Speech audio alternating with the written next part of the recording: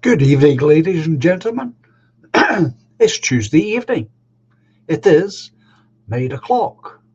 Time for a Tuesday night Bleher. But first, as always, a little music. Enjoy.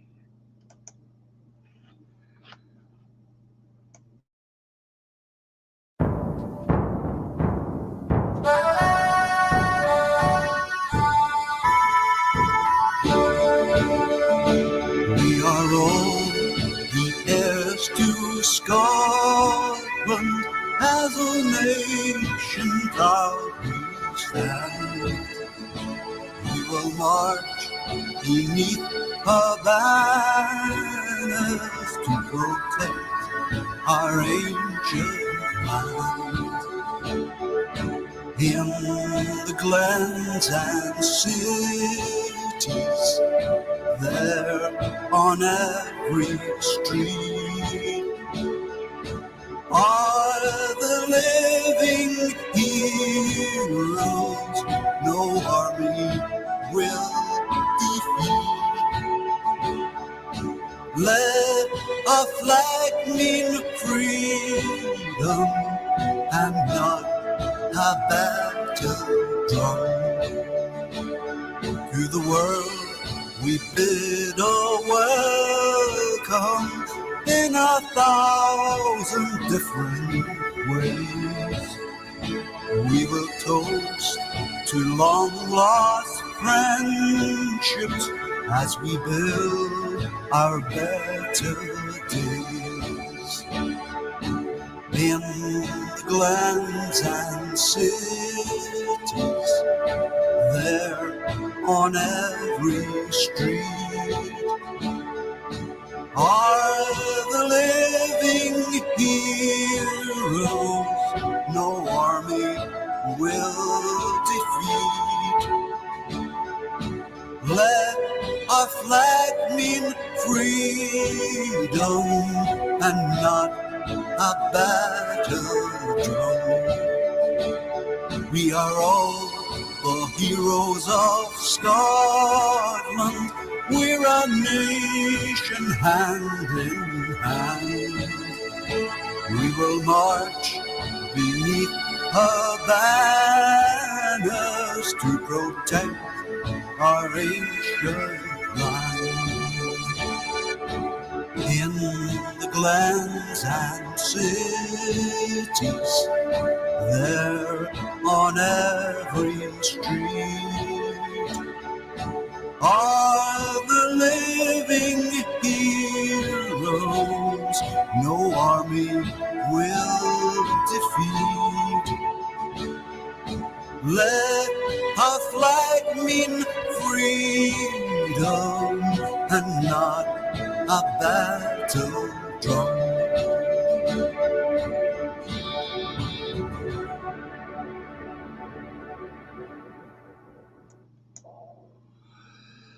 Good evening, folks.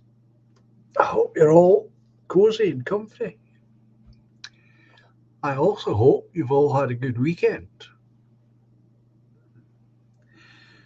Good evening, Exile Viking.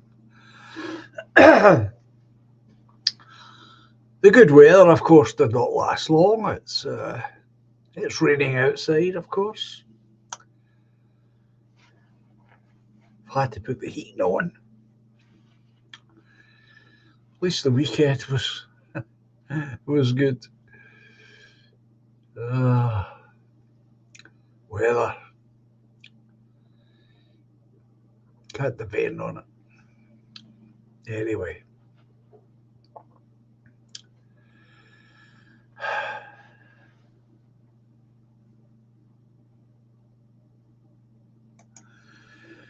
I went viral on YouTube recently, says Toffee. A little 2 minutes video got 17k views. Wow. There's PVC. Good evening, madam.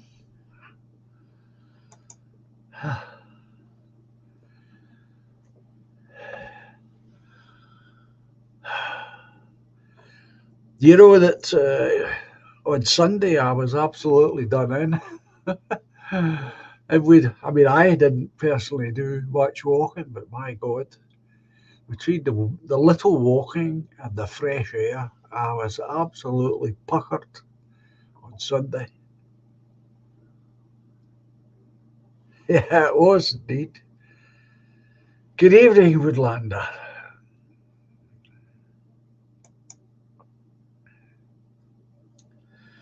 No, it wasn't you. It tired me out. It's the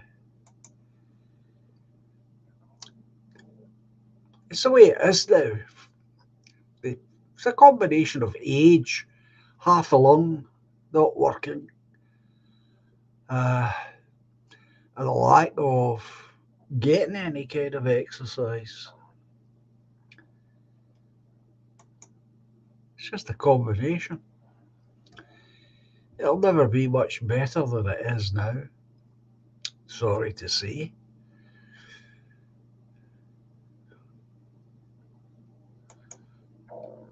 Toffee, John Davison, your incident with the Bollywood film crew at the weekend made me laugh. DJ was telling me about it.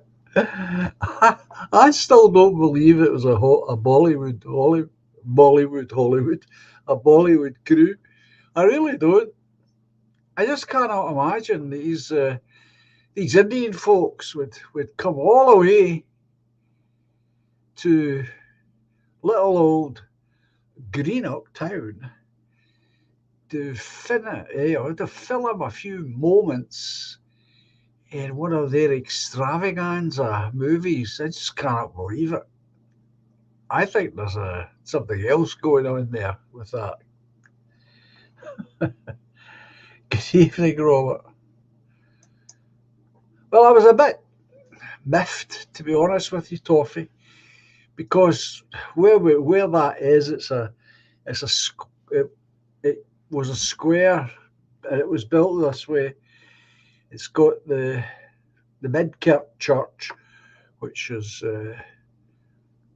a place where Christian folk who don't belong to any particular uh, church group can get married and go to when their service is on. It's also a commemorative place where uh, John Maclean, a revolutionary communist at the turn of the 19th century, 20th century, came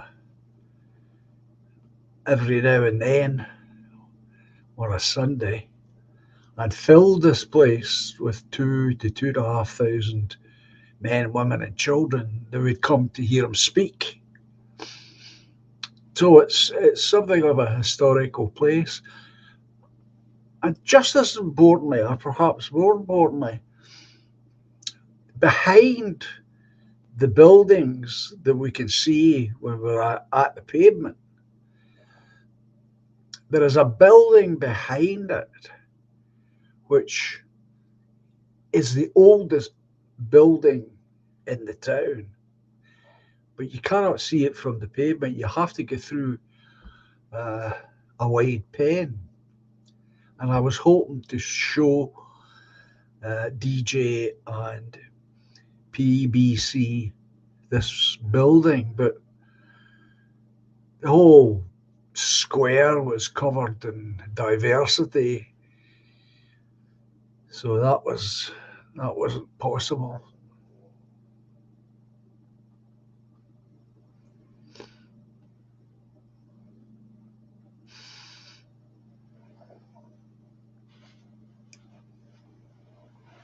So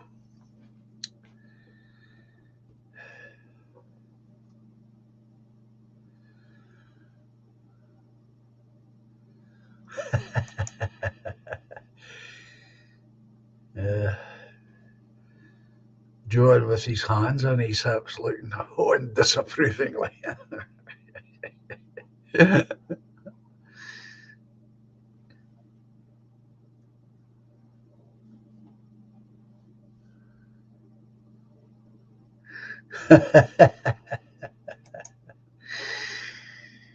Yeah.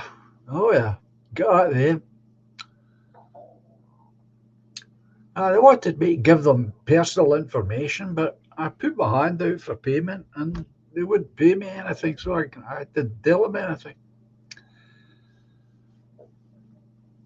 That's been my attitude for years when people ask for information. You remember that? So this is what I said to this man. He was sporting a would-be beard and moustache, and he had some tattoos on his right arm. So he saw the badge on my hat and wanted to know what it was. So I explained that it was a party badge and I was a leader.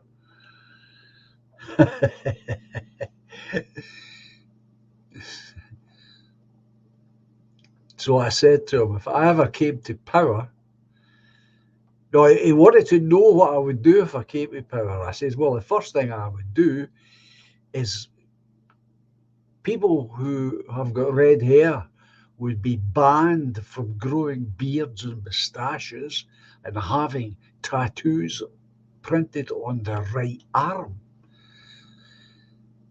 which was took him completely by surprise. Of course, he was expecting some political policy, so I completely wrong stepped him.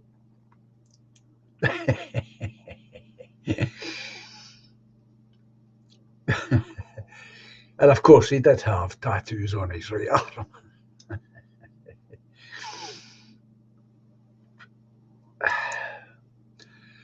But when it comes to the information thing, it's something I've been serious like that for a long time about. Anybody stops me in the street or anything of that nature, and they start asking for information, I refuse to give it to them. I ask, I ask for payment, and I point out to them that, and it's true, of course, what I'm saying. If I want information, I've got to pay for it.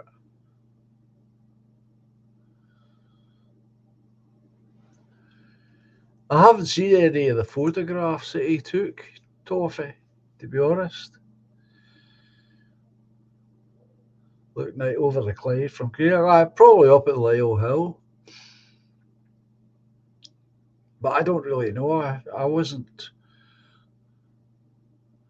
asking him about the photographs that he took. I'm sure he'll let us see them.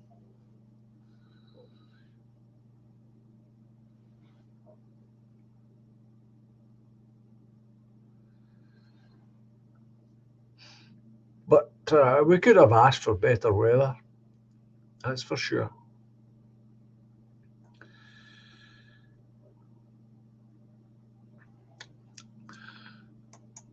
And I took them down to Clough Lighthouse, which is right on the river.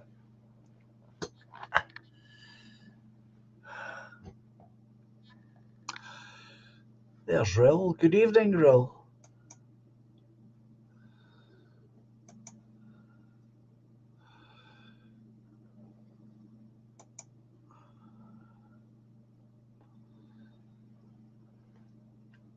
Yeah, you'll need to let us have a look at some of the photograph you took.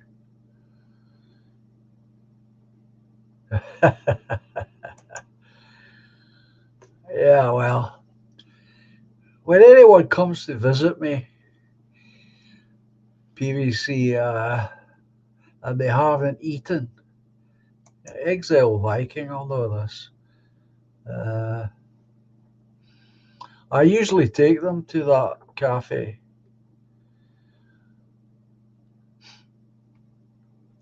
But because you had eaten,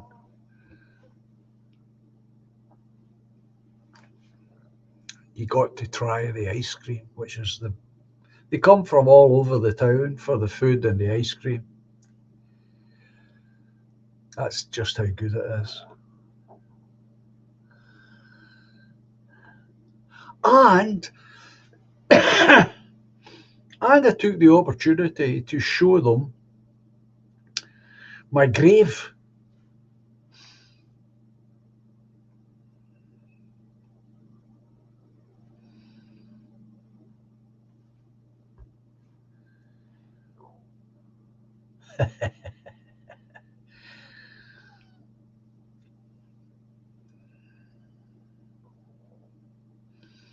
Yes, it is toffee. It's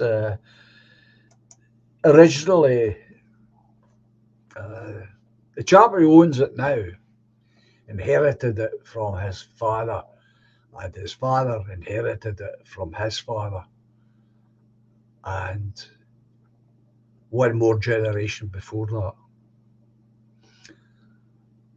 So it's now it's so I still call it Italian, but it's not really. Yeah, that's the one, Exiled. I was showing them the photograph of me. I've got my portrait toffee and folks up on the wall along with all the other famous people. So I was showing DJ and PCB, PCB, PBC, my photograph up on the wall. Yes, that's where we were. Uh,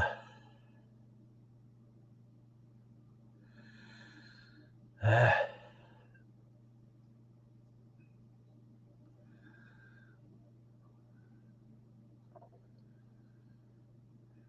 Good evening. Oh, there's DJ there.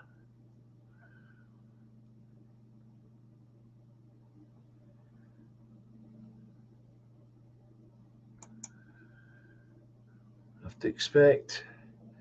I now expect you to admit to everyone that I am handsome as hell.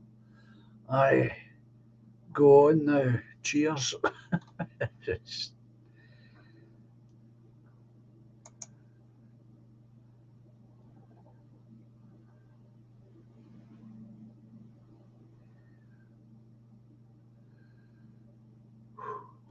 Sort out that stream, yes.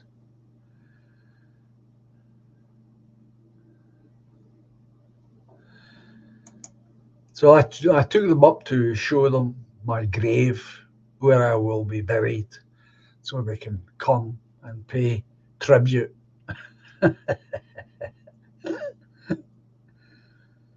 uh,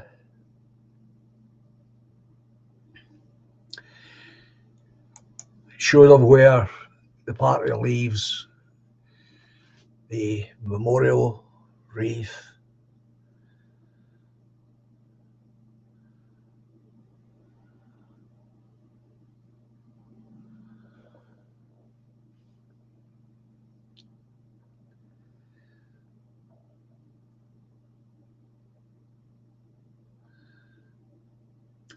But the lads in the shop, uh, they are one of us. They just find it because of the way things are. They find it necessary to remain neutral because of customers and the way people are about it, which is a real shame because when I was growing up, and I'm sure it's the same everywhere, uh, everyone took part in their politics.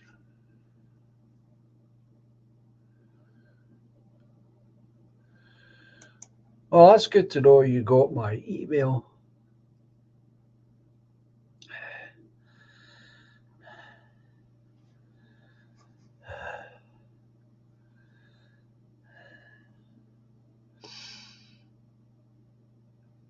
I'll do the stuff tomorrow.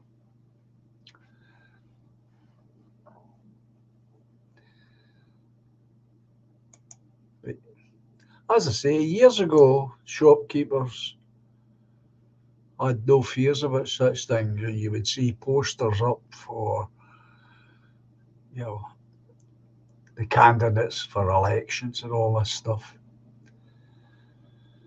Now nobody puts them up. Everyone's frightened.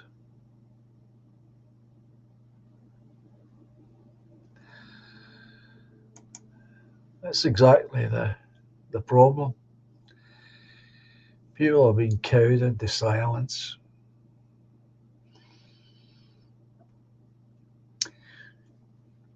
And that's where the brochure or the booklet helps. I mean, I was speaking to my chiropodist, and we were talking about state of schools and how shocked she was to discover what her grandchildren were getting exposed to.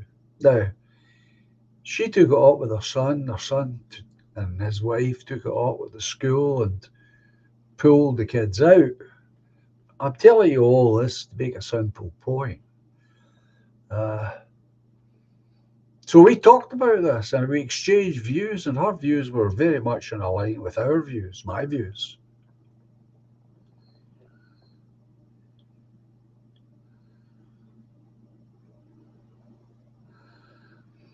So when the booklet is finally printed, and it won't be much longer now, folks, I'll give that lady a few copies because she obviously will know other women, probably. She can hand them over to these other folk who have got shared views with us. And I'm hoping when I have these booklets that you folks will do the same thing. For example, I'm going to be asking PBC and DJ. Well, I could send them up to PBC, or she could come down and collect them if she wanted, a wee visit, and hand these booklets out. That's the whole idea. I was sending them out, so many, to each party member. But you don't have to be a party member.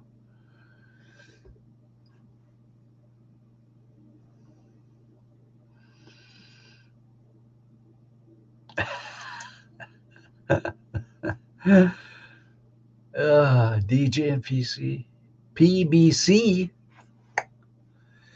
told me you're the hardest man in Greenock and everyone moved out of your way when you were in town. Yeah, I have that effect on people, Dorothy.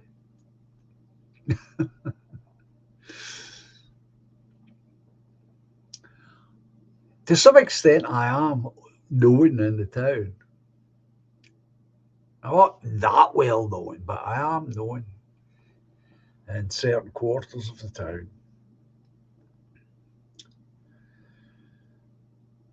So that's the idea of the booklet, that we could hand them out to people we know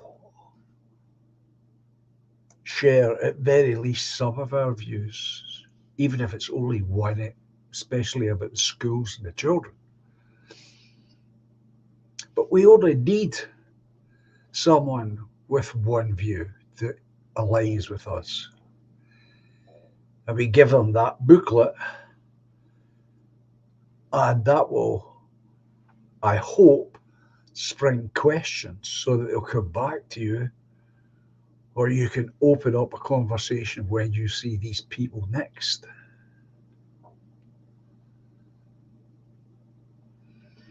But as I say, it won't be too much longer. I put in the final draft today.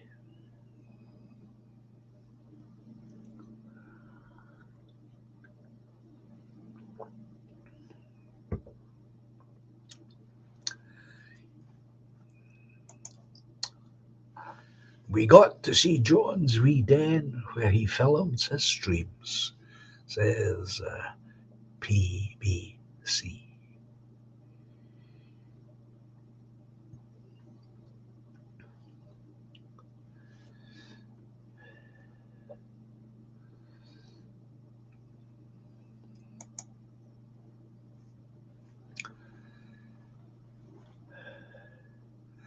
So what I'm hoping to do, folks, is I'm hoping soon to get my sister on, Alison, to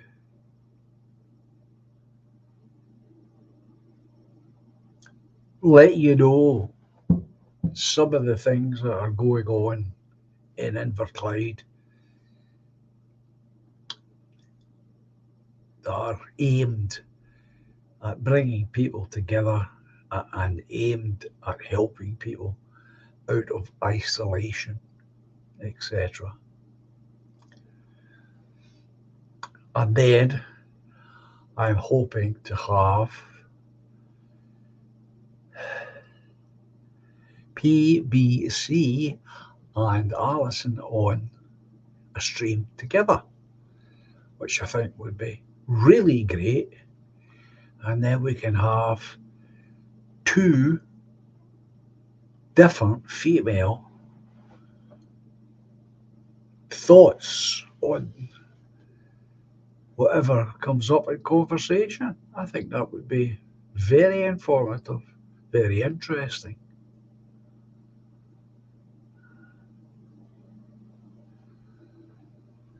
And I look forward to that, but Alison's going off for a break soon. So this is more likely to happen when she comes back from that.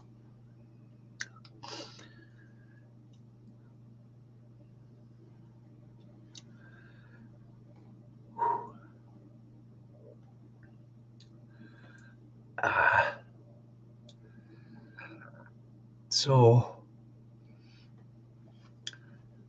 I'm starting to get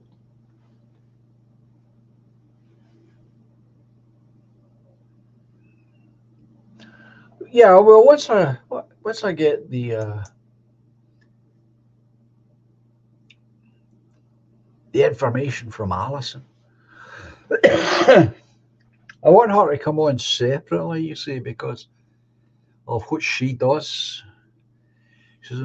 She's involved in various different groups that are aimed at various areas of need in the town. And I want her to make these things known to you good people so that if these things don't go on where you are, you could make a note of them and try and find out why is it not going on.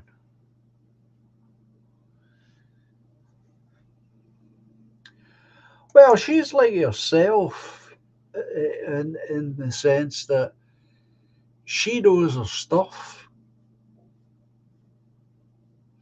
She's been a long time involved in the stuff that she does. She's taken on new things recently.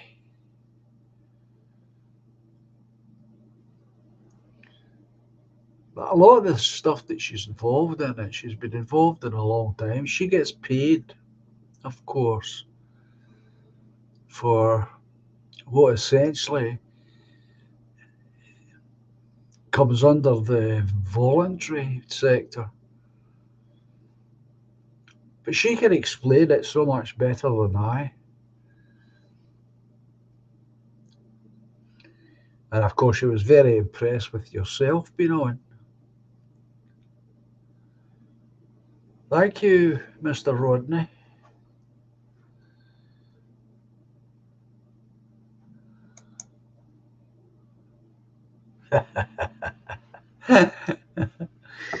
See, he's never going to let this go, is he?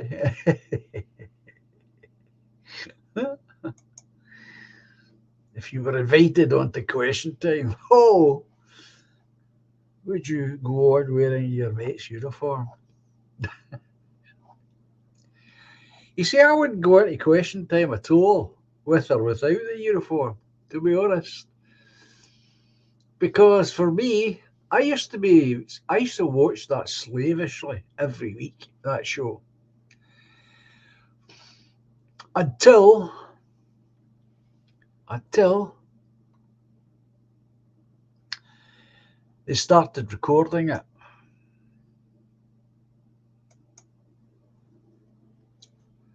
And once they started recording it, that was it. That was the end of the show.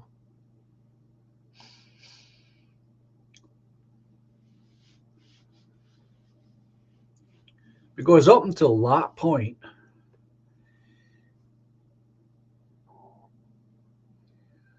of course,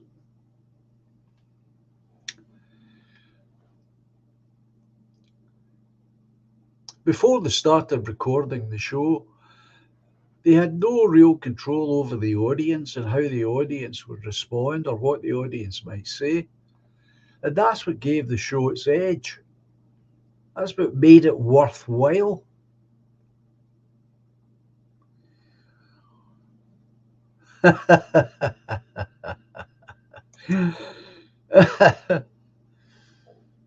John's got me with a bus driver's uniform.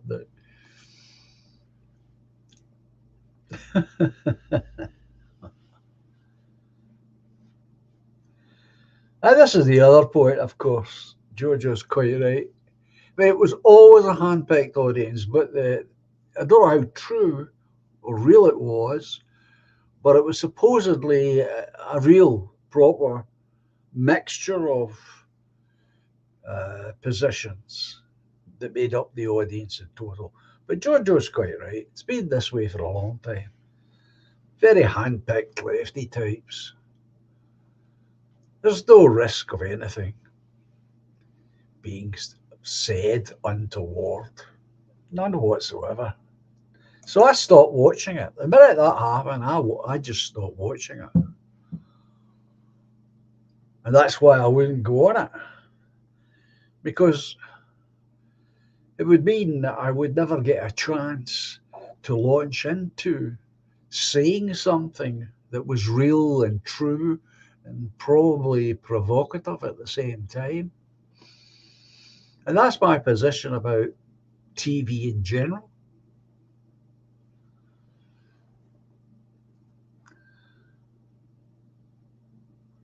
I think that's absolutely spot on, Mr. Rodney. I did indeed. I did watch it the night he was on. Classic error of judgment there on my part. That's what I feel. She never went on. What did they expect? It's just a question of how long would they last before they would ambush him. Well, they didn't last that long, did they? Then it was him getting battered all night with questions, accusations, insinuations, insults.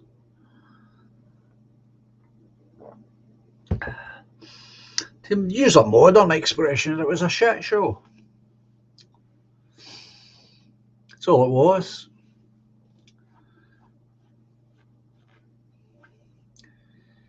But they used to have a rule, of course, that if you were elected, if you were newly elected, they were obliged to have you on.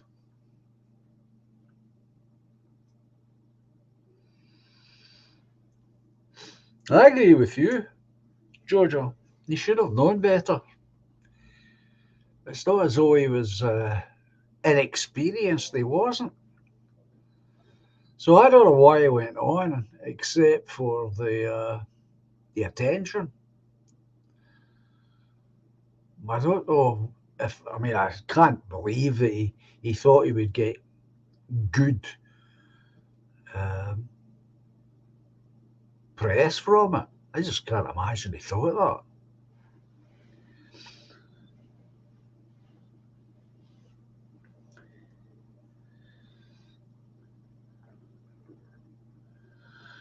Galloway's been on a few times.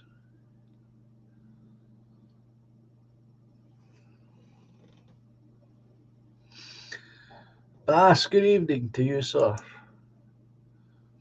In the past, George Galloway's been on. He's been on all of them in the past.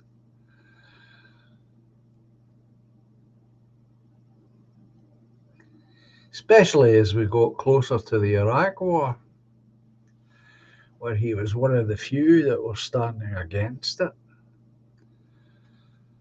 Well, there was millions of us stood against it, but we're nobodies. But anyone who was anyone, there was only a few stood against it, and he was one of them. So yes, he knows how to handle himself, does Mr. Galloway.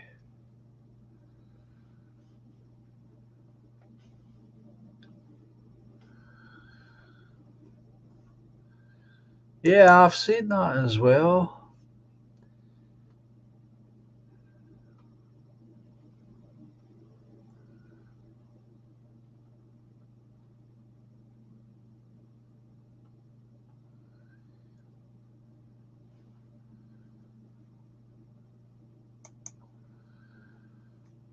Robert Ingram was asking, was Robin gay or just flamboyant? I remember him when I was young. I don't know who you're talking about, Robert.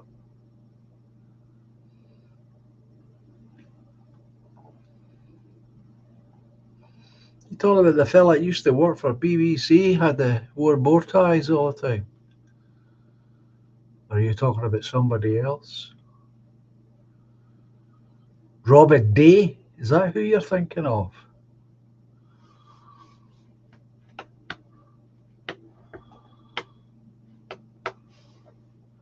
He was Robert Day was very well regarded as an interviewer. That's right, Robert Day on Question Time.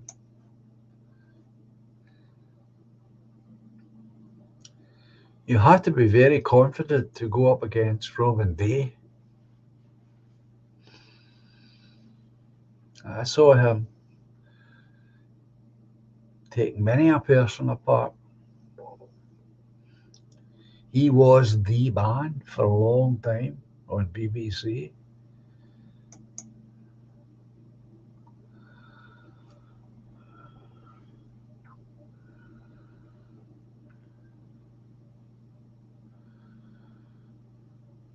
Well, as I say, my attitude to television, Robin Gay, is stay away from it. I have given an interview for television when I launched the party, but it was done over this kind of format, only it was Zoom.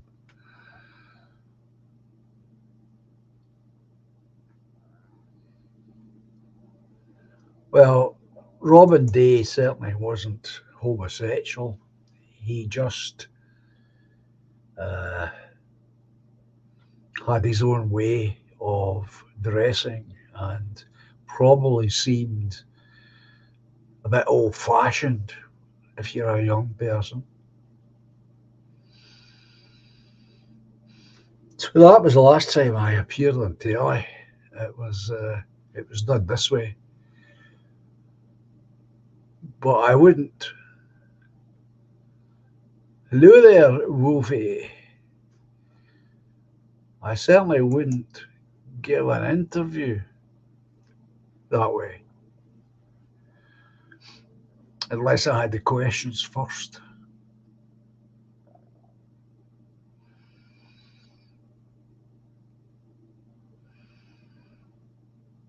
But I'd much rather it was live television. But because I was doing a news show, I knew it would only be straightforward questions that we'd ask.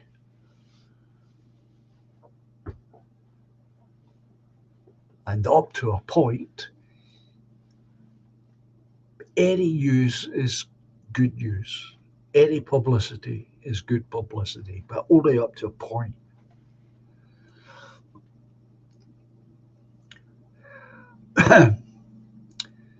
I certainly wouldn't give an interview in this format if it were someone who was trying to find out about party views and policies on this, that, and t'other. And the reason I have this standpoint is I am far, far too aware of what can be done in editing to fall for that. They could have you say anything, practically, if you know how to edit.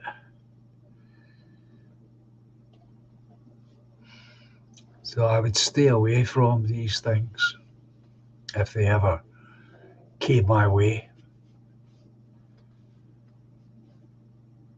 Live TV is a completely different thing. That's why it's not done.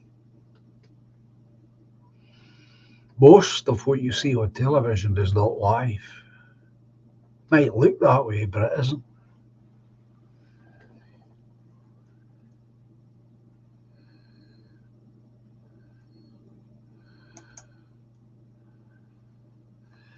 Would you be involved in a fake, is that sex scandal? I take it you mean. To get more press coverage of your party? Absolutely not.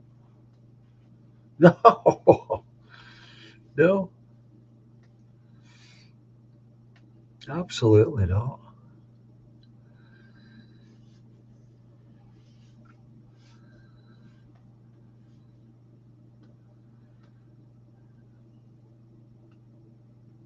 No.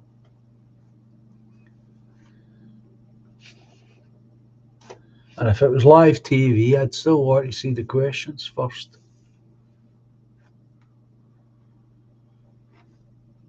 You might find that sort of shocking, but I assure you that goes on all the time.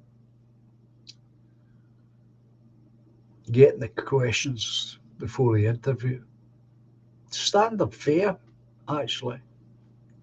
Pretty standard now.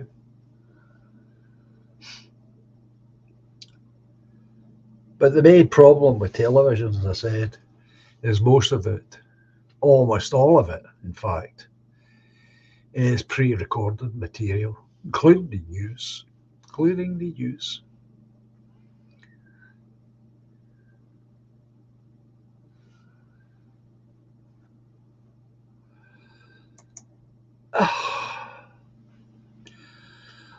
I don't think so, Mr. Rodney. I don't have the lung capacity or the legs for it anymore. That was one of the great things about having a motorcycle. I just loved having a bike because you could go places on the bike that you can't go with a car into the byways, if you like. Just to go down onto the beaches and what have you. I really enjoyed that. So the answer is likely no, unless uh, I have access to a car. But again, the problem with that is, as you all know, is the minute the weather's good, everybody says, "Oh, let's go somewhere in the car." They pile up into the car and off they go, along with thousands of other people, right, to clog up the roads.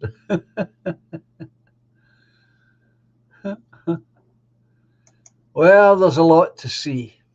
There is a lot to see.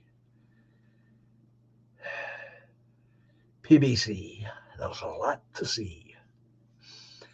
In the northwest, this is the most spectacular, most dramatic in the country. It's quite stunning in places. But as I say, that's the problem. Everybody has the same idea. And, I've done it myself when I had a car years ago.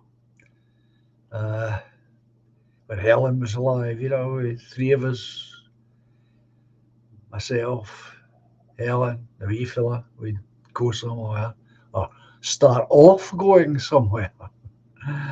Let's go up to Fort William. Yeah, you spend all this time chugging along in traffic jams because everybody else has got the same idea. Whereas when I had the bike, you can scoot past the cars. Oh, there's somebody's got the right idea.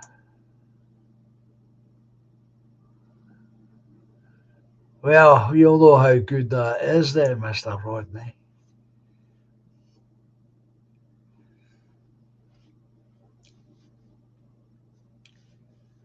I enjoyed my time on the bike, folks. I did because uh,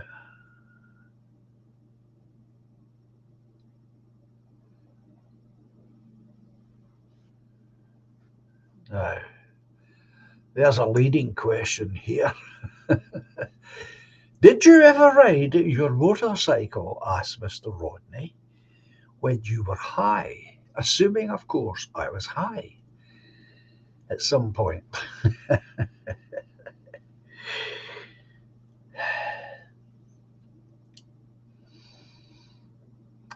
I never rode the bike beyond 2 pints of beer.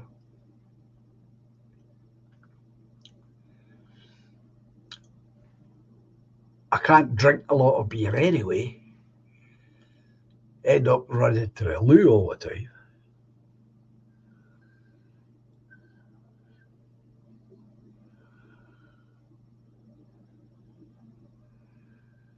Uh, what we tended to do um, was pack up the camping gear. And by the camping gear, I just mean tents.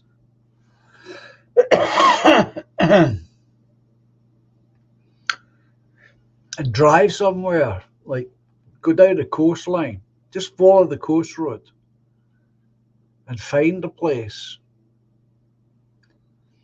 Could be this side of Ayrshire, could be the far side of Ayrshire, it doesn't really matter. Just find a spot that looked nice, not too busy, a little town not too far away. Put the tents up, go and get usually fish and supper. It's exactly what we did. It's exactly what I'm talking about over the weekend. So we get to the town, as I say, more often than not, we get fish suppers, buy cans of beer, drive back to the campsite, which was either close to the beach, more often not close to the beach, rather on the beach, but close to the beach. Light fires and get a little drunk and smoke and have a good old time. Tell jokes, tall tales, and no, we never did that. We just used the we just used the place to get our supplies. outlaw motorcycle club, something like that, without the trouble. I was never someone who went looking for trouble. The 1%ers. Well, we actually called ourselves the elite, and but no, we didn't go into the town, to drink and get drunk, and race up and down on the bikes. Didn't do any of that. Much prefer going back to the camp, get a fire going, and listen to jokes and dirty stories and tell tales. And when it got dark, we start talking about ghosts and spirits and all that sort of stuff. Typical what you would expect.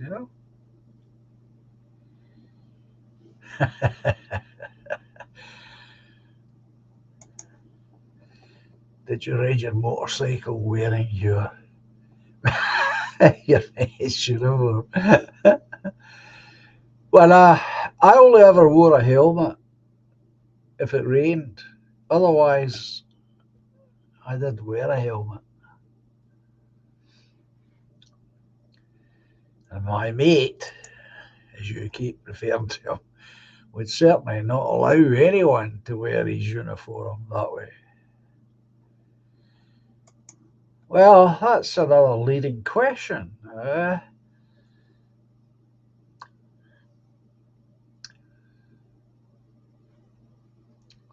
That depended on whether I had a girl with me or not. The, pur- the purple burger alarm bikers. If I had a girlfriend, yes, of course. But I didn't always.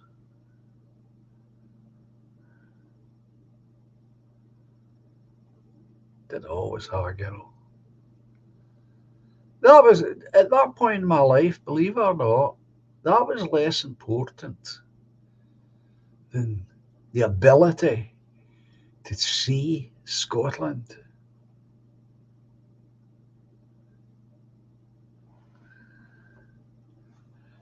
Mr. Johnson always asks these strange questions, Toffee, but thank you for seeking my advice on the matter. I'm kind of used to the strange questions he asks.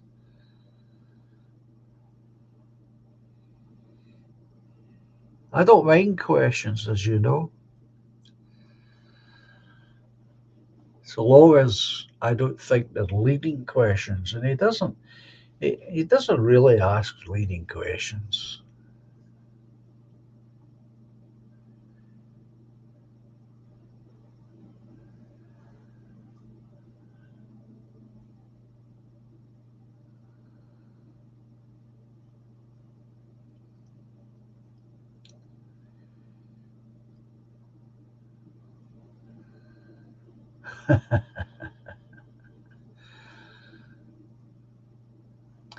Be mindful, Toffee. That's what I say to you. Be mindful. If, well, I'm speaking to you direct, Toffee, if you would send me your email address, please, I will be able to supply you with a music file.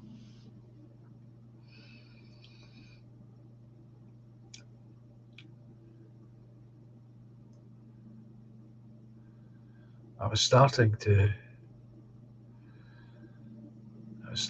send music files out. I can only do that if I have your email address.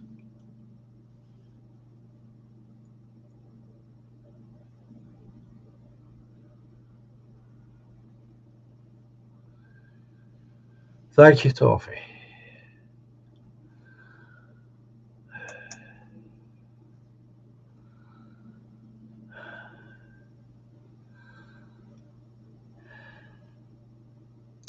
So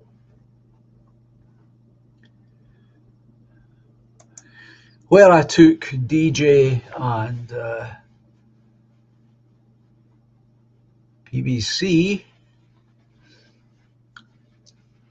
is a spot on the coast that I spent a fair bit of time because when I had a motorcycle, what I would do when it was good weather, of course, it need be good weather to do this. I used to drive down to where the lighthouse is, but beyond the lighthouse, there was, or I don't know if it's still there, I didn't see it one Saturday when we were there. A lookout building from the Second World War that was on the lookout for submarines.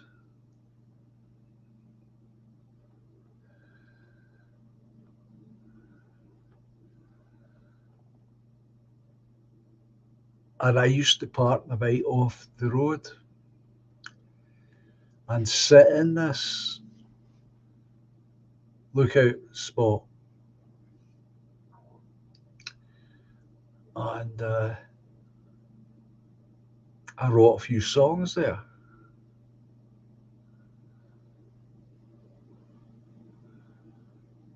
In fact, I started writing a song there, which ultimately was named Promenades. It's a song that took 30 years to complete.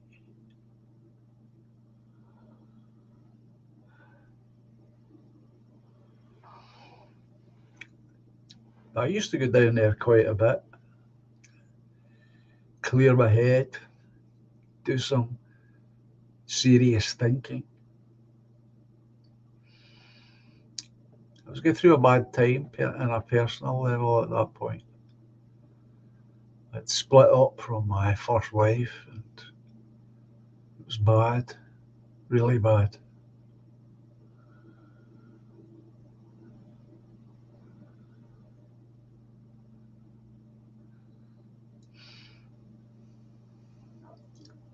So I used to go down there. Didn't always take the guitar, of course, but I did go down there quite a bit. Just sit and try and marinate what was happening.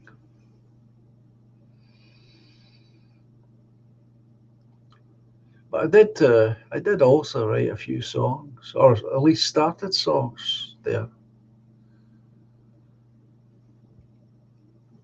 I don't think I ever finished the song there, Major.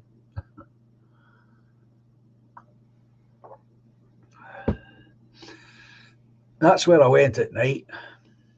I had a different place for during the day.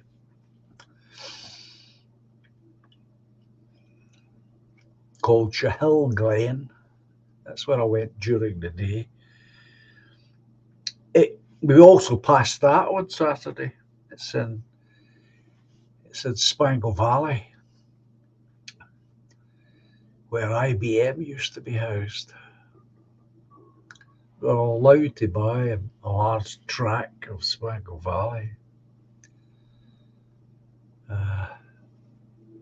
But this is a hidden spot.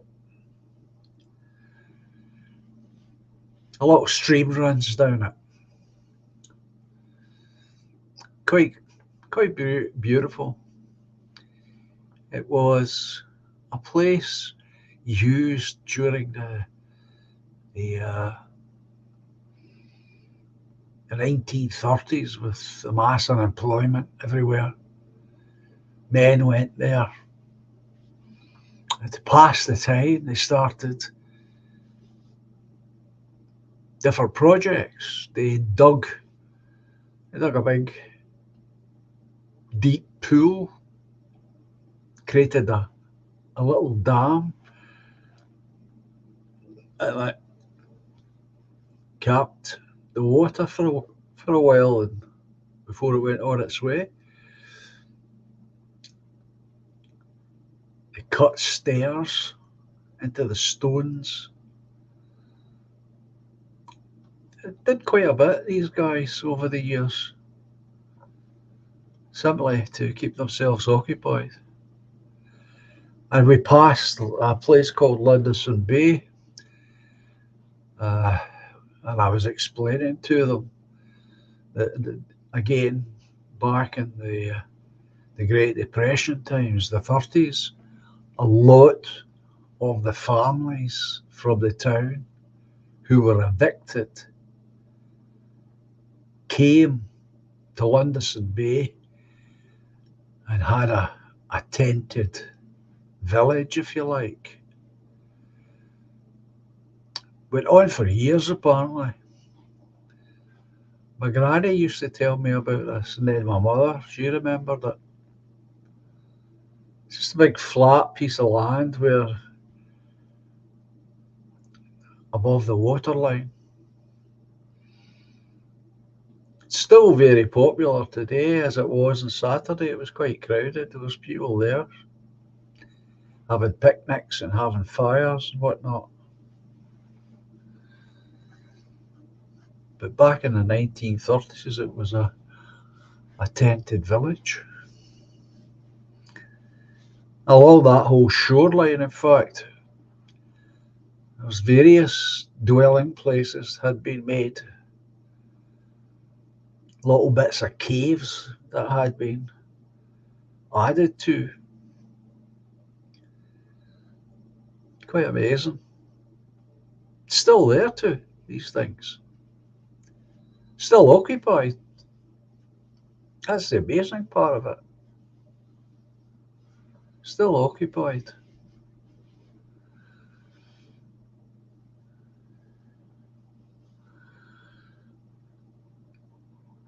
But you have to be down on the beach to see all this. And in those days, even when I was a boy, up until the 50s, the early 50s, you could still eat the seafood from the river, shellfish. You could still eat all that. So there was a source of food on hand. Used to do that. My granny would take us down.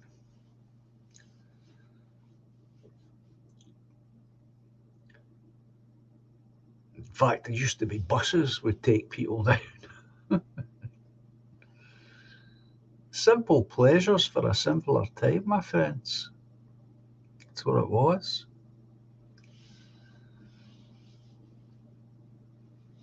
Lots of good memories of that.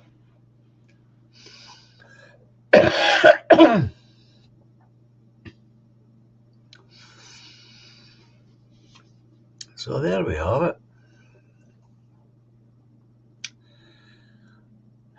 There we have it. So the booklet will be ready soon, and we'll get it distributed. And we'll see what kind of response we get.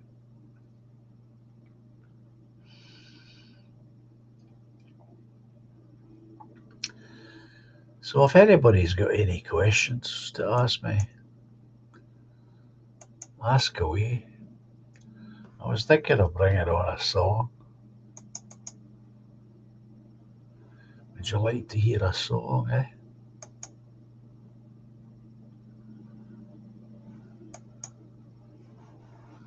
Yeah, let's have a bit of music, eh?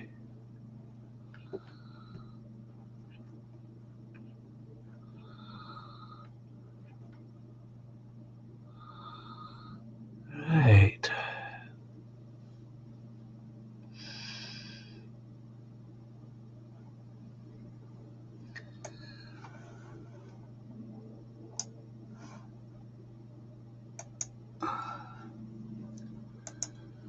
Right, here we go.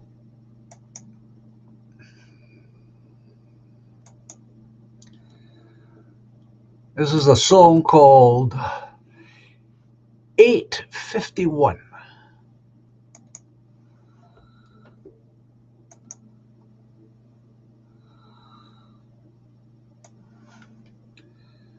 I hope you enjoy it.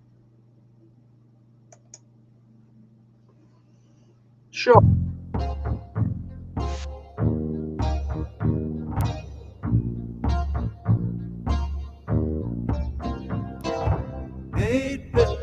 And they're hard at work, sewing since 6 o'clock.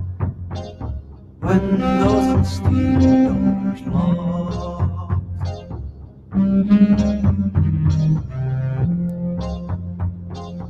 Dinner at 12 till 3:30. No time to leave the bed. No way to keep the stand.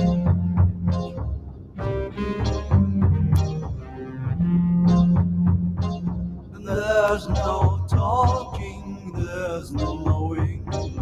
These are migrant girls. There's no talking, there's no English. These are migrant girls.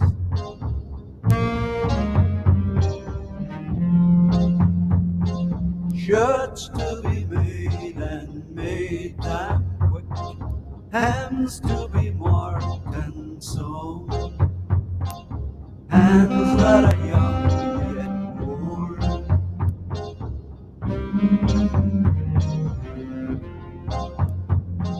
Sleeves to be set and buttonholes made.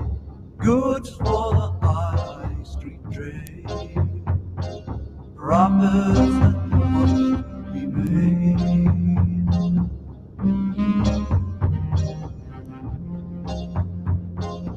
There's no stopping, there's no break time. These are migrant girls. There's no stopping, there's no break time. These are migrant girls.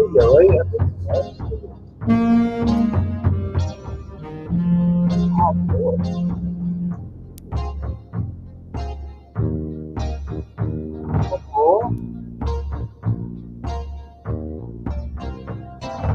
8:51 and they're still at work, sewing to make ends meet.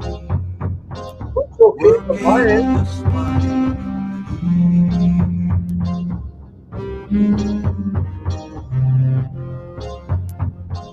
6 days a week and 12 hours shift, paid by completed shirts. Working till morning sun.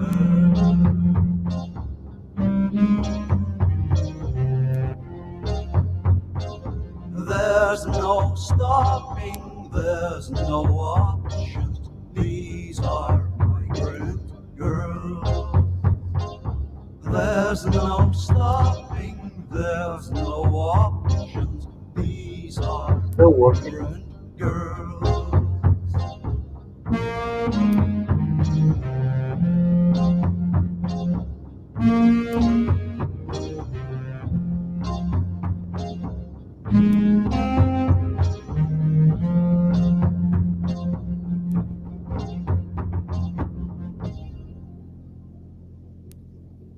Perhaps nobody's got anything to say. Maybe that's the problem.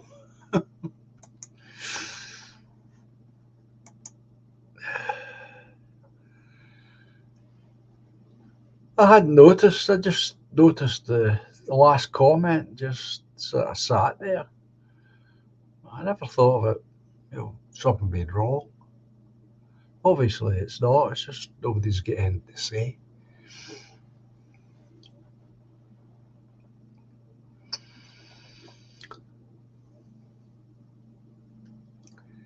So anyway, the English Wanderer. A new name for this channel. Good evening, folks. Good evening to you, sir or madam. I'll be heading up the NC 500 with my dog later this year. A motorcyclist, I assume. It looks like a lovely dog in the photograph. Is that a golden Labrador by any chance?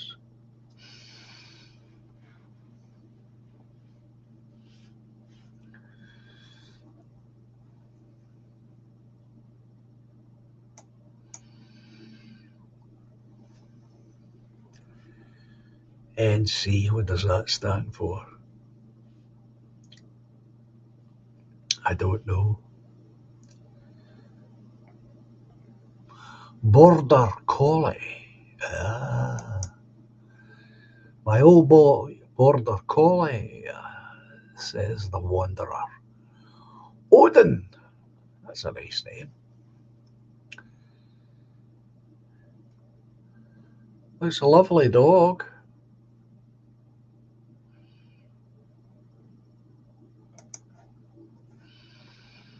It's a great thing about a motorcycle, though. I mean, there's just so many places you could go that you just cannot reach with a motor car.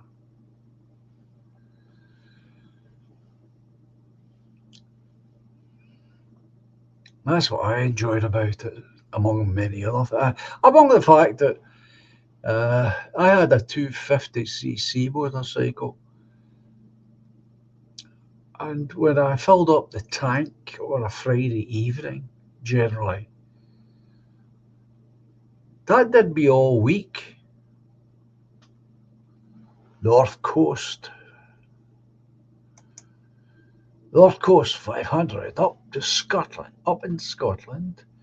So no ill will be travelling in my small van with a dog.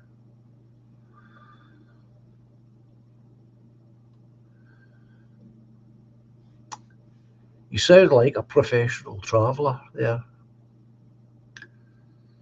You obviously do this a lot. And I did a lot of that myself in the time I had the bike. I could never understand the lads that had motorcycles and they would park them outside cafes and never go anywhere. I couldn't wait to get out of the town when I had a motorcycle. Thought it was the best thing I ever bought as far as I was concerned. Discovered so many places I didn't know existed. So many beautiful places.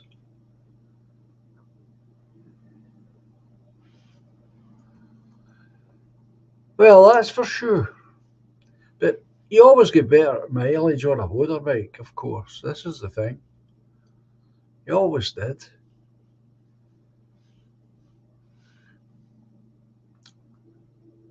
My complaint about a motorbike is almost the same.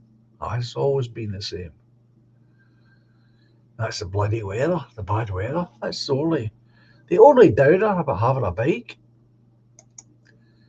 I've had motorcycles all my life. Sounds good. Trouble is, I did get frightened of mine. I've told you this before. I did get frightened of the bike. I must confess. When my mate, close mate Mick, got killed on his bike, I got frightened.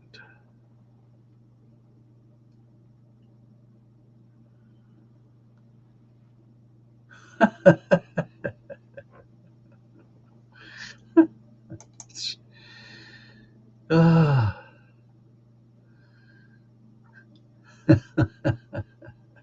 very good. And that's what happened to me. I got frightened of the bike.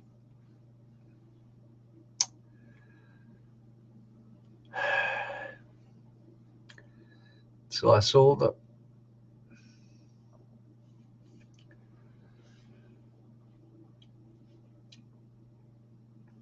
But while I had it, It was, wow, it's fabulous.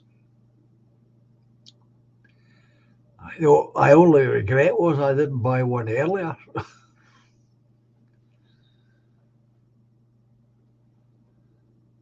border collie called Odin, eh? A border collie.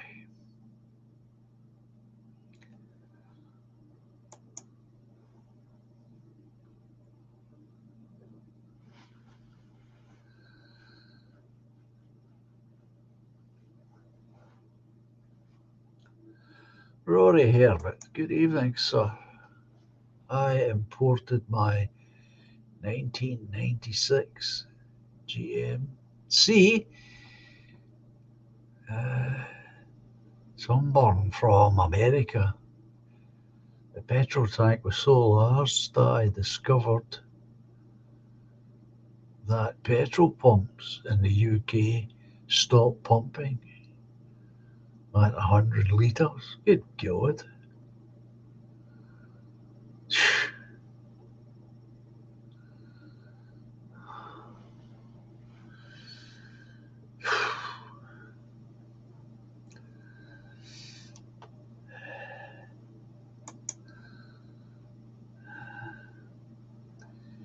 You travelled all over Scotland.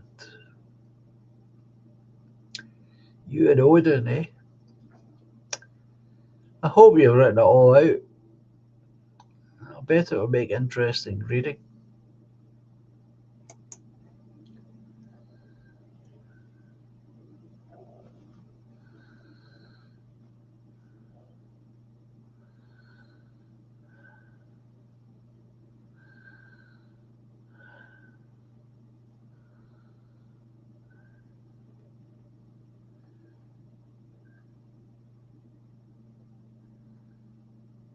That must have cost a bit of money there, Rory, to have that imported from America, surely. Import tax and transportation costs.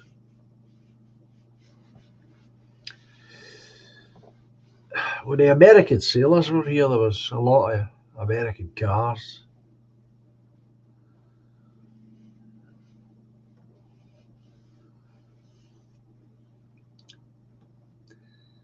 A few motorcycles, a few Harley Davidsons. Not many, just a couple. Mainly motor cars. But that didn't last long.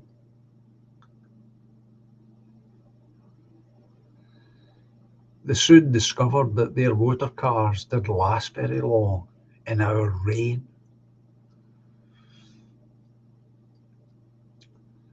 And they didn't.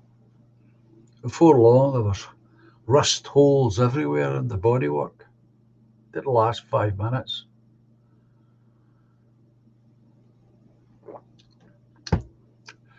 But they did import them for a while.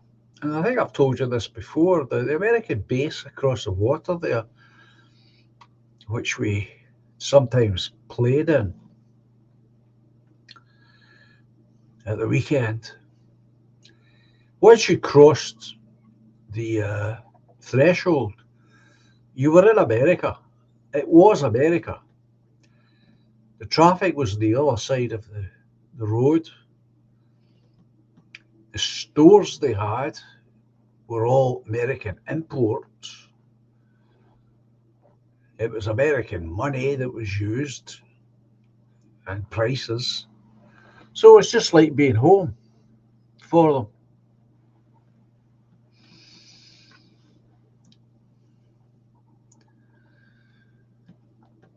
And of course, when you played over there, if you did the officers' mess as we did, you were supplied with food, all the food you could eat, and all the drink that you could drink.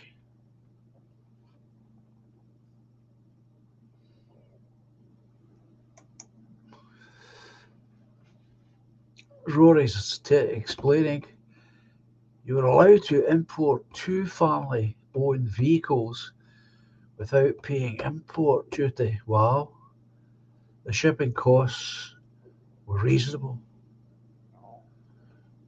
Well, that's pretty good.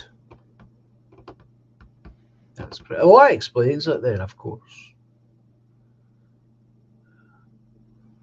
But I noticed that even back then when I was a teenager playing in the American base, just how, well, I would say it was wasteful. They were very wasteful. Yeah, as the night wore on in the club, you would see the glasses piling up on the tables, you know, big, tall cocktail glasses filled up with a few sips out of them. They wouldn't finish them, they'd just get fresh drinks. Tables would be piled with this stuff. Food was the same.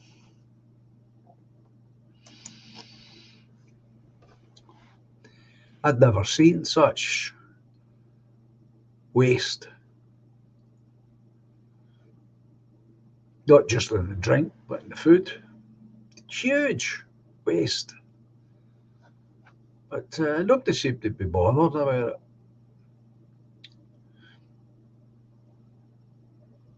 And of course, we were getting paid really well, so we weren't complaining. uh, it was a good gig for us,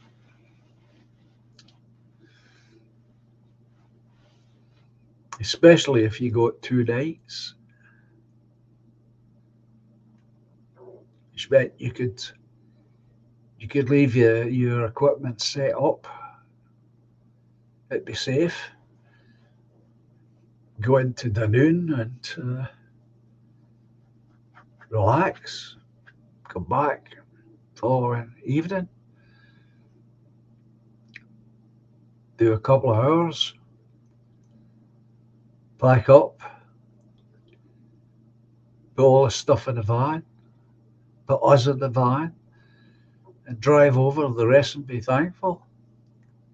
And come home to save money on bed and breakfast.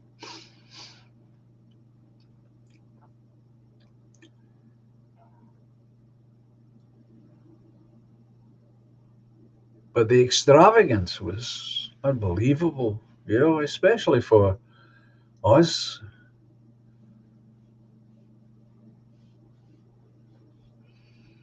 Just never seen anything like that. I mean, even the pubs in the town were not like that at all. Just every table was absolutely covered in drinks.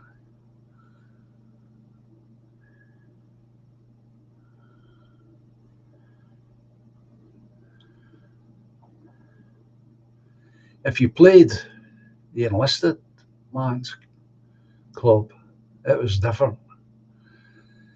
There you would get the mixed races. You'd get the blacks in there as well. Didn't really see that in the officers' mess.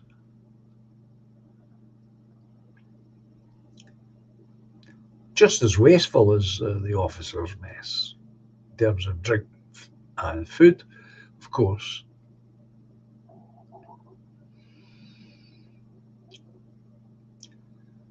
Very loud people,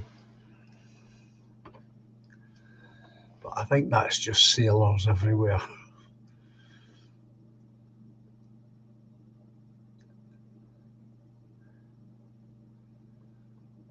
But we did okay out of it. But it was an eye opener for people like us.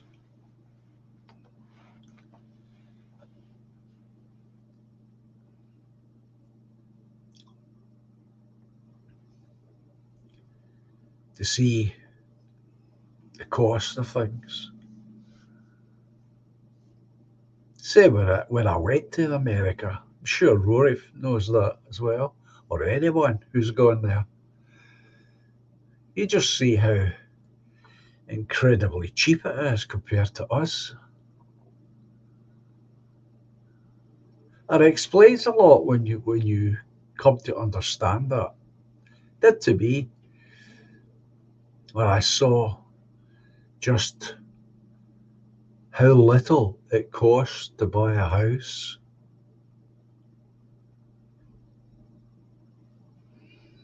or a car. Clothes were not cheap compared to here. Really, really shockingly cheap. Food. And the other thing that I was surprised by was the fact that our whiskey in the supermarkets in the States was cheaper than what we pay for it here. That was a real shocker.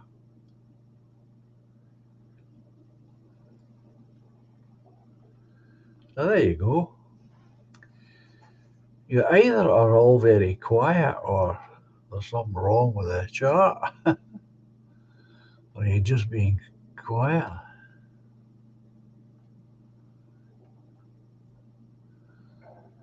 Oh, well, that's true. I'll tell you it's cheap there, life in the ghetto. Yeah.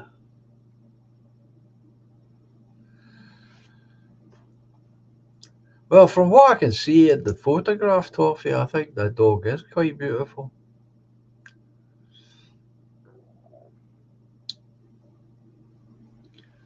But collies are, or collie, should I say.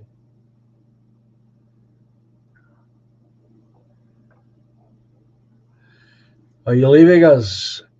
Well, very good. Nice to see you here again, of course. Uh, you take care, my friend.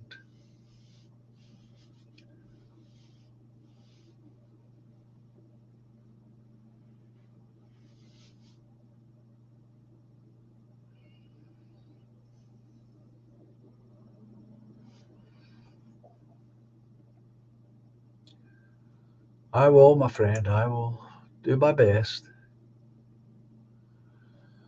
Are they really, Toffee? Collies are the most intelligent dog breed, says our local expert, Toffee, here. I guess that's why they use them as farm dogs, then, eh? Because they're smart cookies.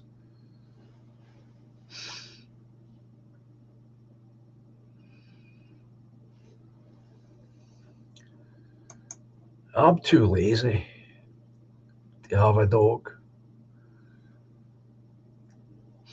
especially now when I'm not able to walk that far. But my sister's got a beautiful dog too.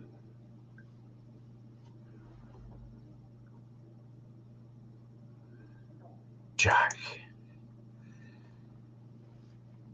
The Wanderer's telling us I have a new border collie now. Black and white dog called Jack. That sounds good. I'm sure they got on well, the two dogs. I'm sure they got on well.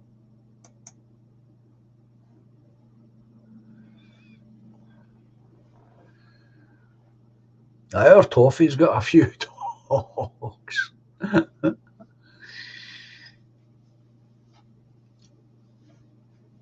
He's a real dog lover, is our Toffee. There's William. Good evening, William.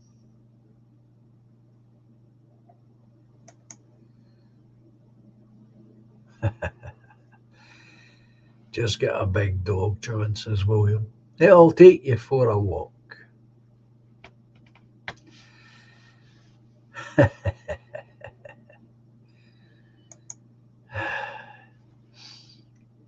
Listen, William, I take it you know the movie choice for this month from Eggy is.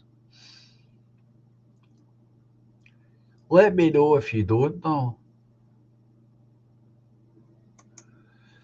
Toffee, one of my mates has a border collie. He's put a tea towel around his fridge door and the dog can pull it open and fetch things for him out of the fridge. So impressive. That's brilliant. That's absolutely brilliant. Oh,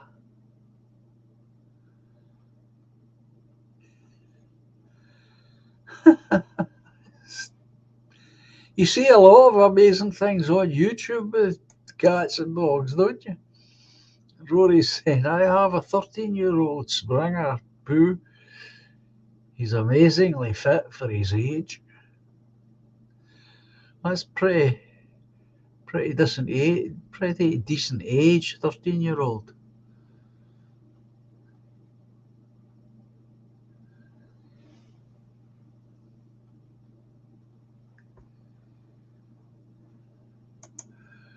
Oh, I need to look at it again myself, to be honest.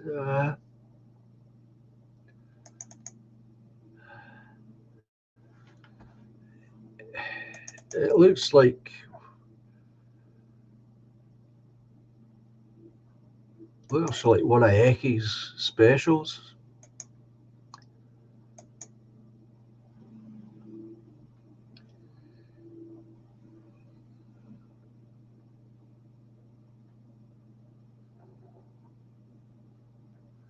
I'll see if I can find it while I'm sitting here. Probably not.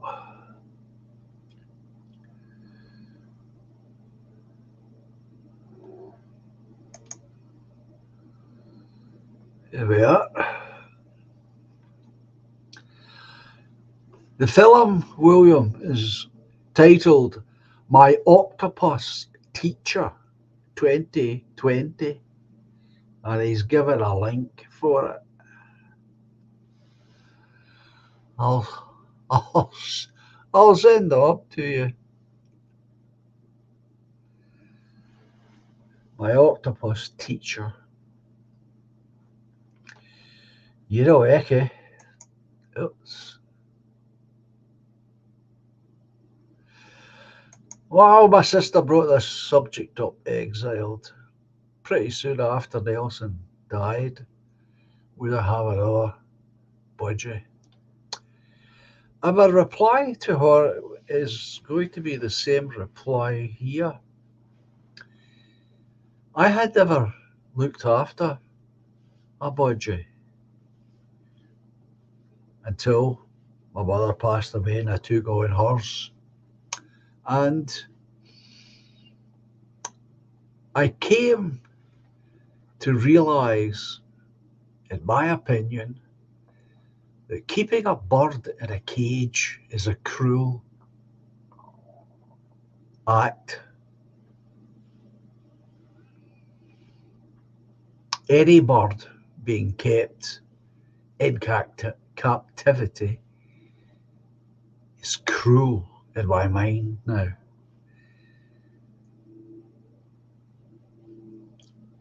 I say that because birds, as you all know, they live together in communities. And budgies are no different. So to keep a little budgie, a little bird on its own in solitude is not good. In my opinion, it's not good. And I say it because there was only two of us in the house most of the time, my son being at work. I saw that the little bird would react very excitedly any time and every time I came into the kitchen. Suddenly, and my interpretation is, you see, I'm projecting onto that now.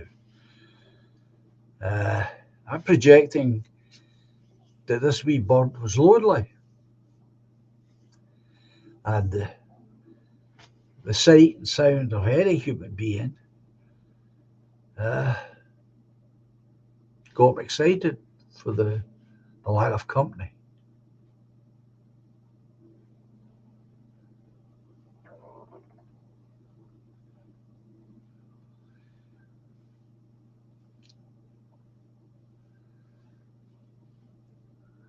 And the longer that went on, the more I was convinced I was right. And Alison said, "Well, why don't you have two?" I said, "Well, see, that's a human assumption that you just need to buy two and they'll get on with each other. But what if they don't? What if the two little birds don't get on with each other? That's even worse."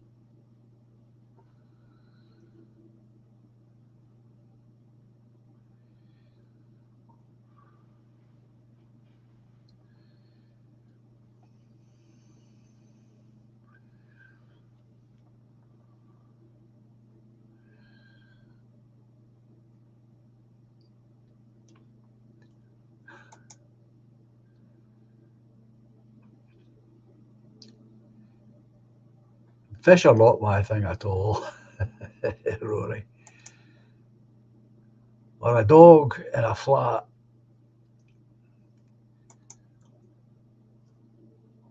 I don't agree really with that.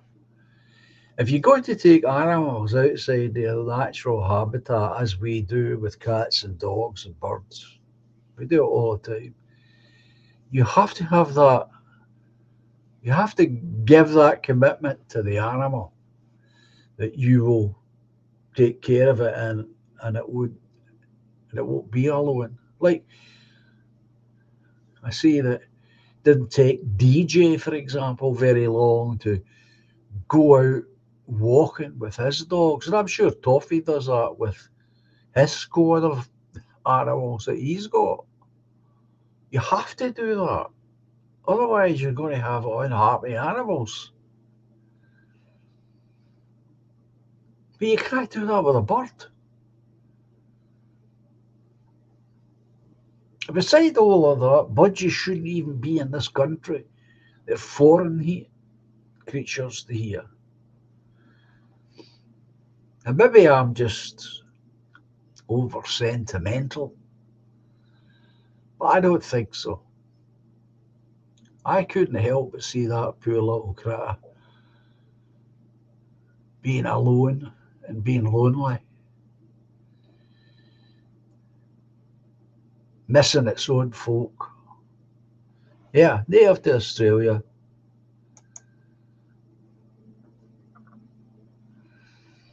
So when he died, I said no, and I dismantled the cage that I'd bought. Big cage. I mean, it was a big cage he had to move around in. But he didn't really move around very much in it, which was another concerning aspect of it all.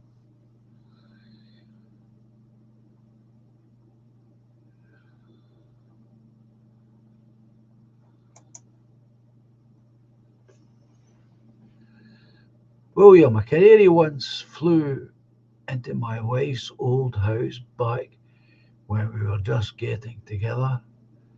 Ended up keeping him. He only had one leg, so we called him Hoppy.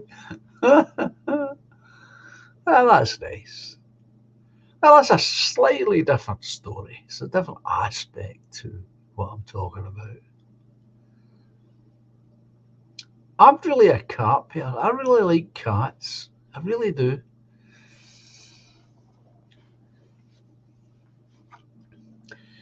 But my neighbour down the stairs not so fond of cats. Not that he would do them any harm, but being out with my dogs is my happy place, says Toffee. My favourite hobby. Well, that's good. Warthag. Sometimes sometimes I just find a log or stone to sit on in the woods and just enjoy the company alone. Absolutely. Yeah. Let your mind relax, just like I used to do with the lighthouse with my guitar. Same thing.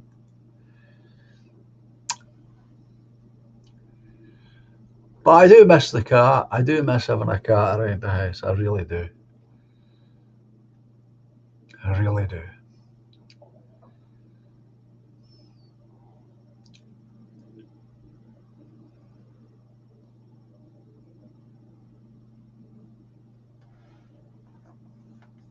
Not big cats, says Robert. I don't know. I've never met one, Robert. No, no, that's that. They need to be in the wild. They need to be in their natural habitat. You see, I don't think we should keep animals locked up at all. Honestly, I don't. Unless there's only one proviso to that, and that is if they are really seriously on the brink of extinction. And no doubt human beings would be behind that particular situation. But leaving that aside, I think that's about the only time we should keep animals confined.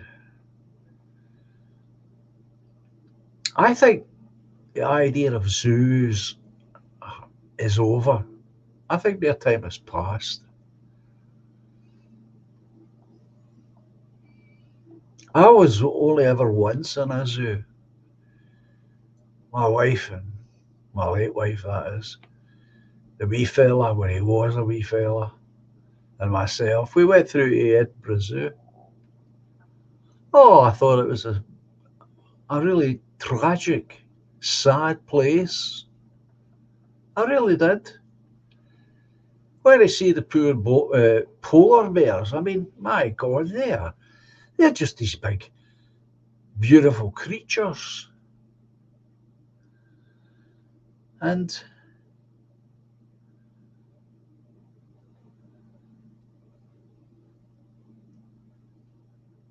there they are in this big tank of water and plastic all around them, pretending to be ice. I just thought it was sad. Just sad.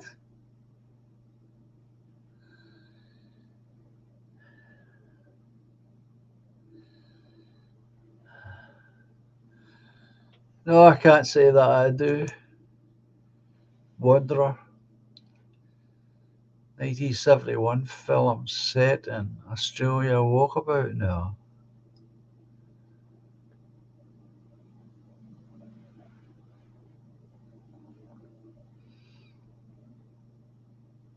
Oh, that's what I'm saying, Toffee. I just found the whole place utterly depressing.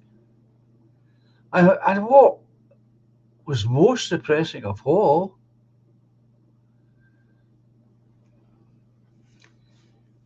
was when I saw the big gorilla. There was a big gorilla in Edinburgh Zoo at the time. Oh, it looked a magnificent creature, but crikey, it nearly put me to tears. It was in this giant cage with bars, steel bars in it. It just sat there. There was no room to move, no room to go anywhere. There was nowhere to go. Oh,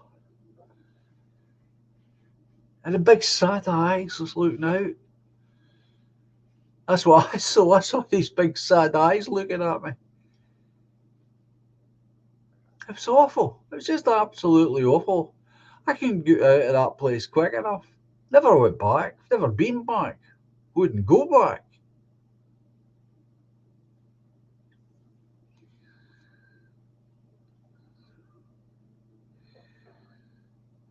I don't know, folks, but how many people actually go to zoos these days?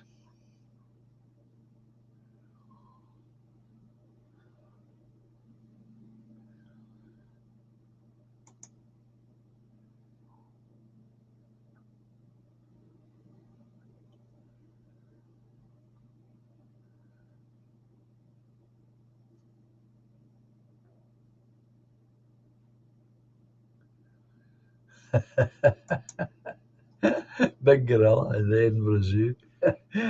That's the man who took the money at the gate. Oh,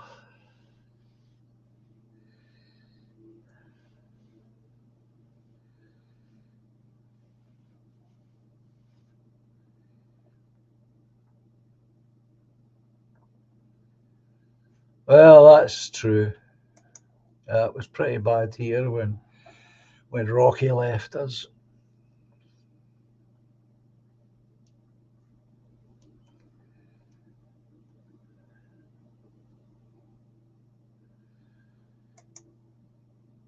I mean, the place in Edinburgh for the polar bears didn't even feel chilled.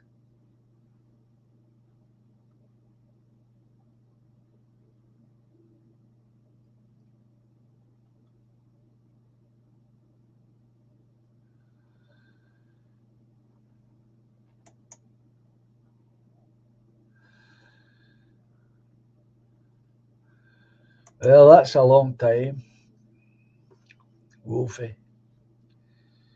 I had a cat that lived to 17 when I was younger. Rocky, what age would you? He'd be about 15. But the day of Helen's funeral, we were all going out, and he ran past me down the stairs and out the front door, and we never saw him again. Just never came back. Went looking for him, of course, but he just never came back.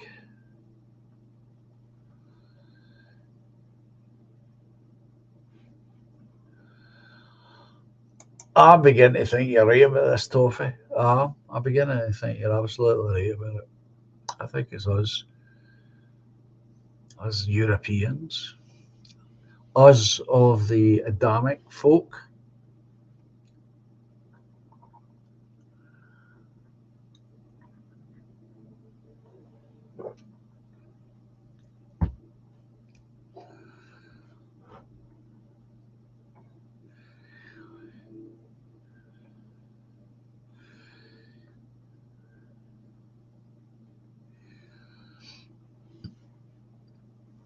Ah, serious, I'm beginning to think you're right, Toffee.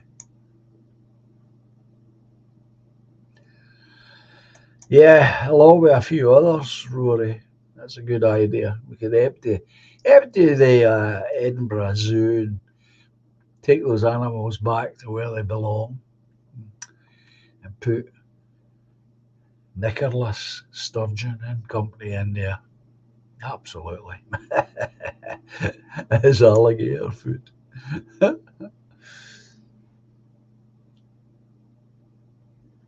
Edinburgh Dungeons, says Robert.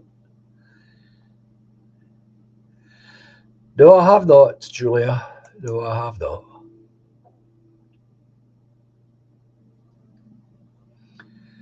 Except camels, elephants, and cows, says Robert.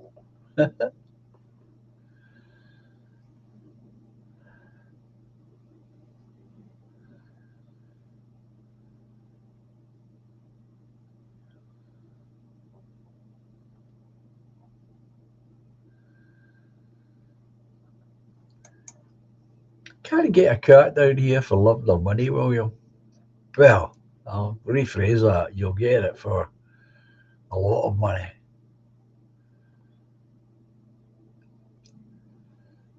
My late father and I have always adopted rescue cats, and they were already old. With that said, I have lots of kittens at a young age, and that was heartbreaking stuff. Yeah.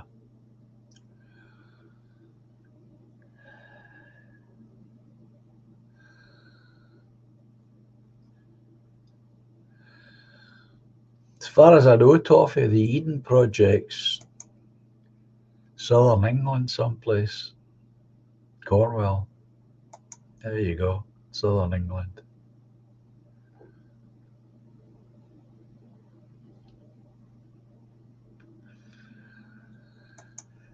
Well, we never found out what happened to Rocky. He just never came home. That was that.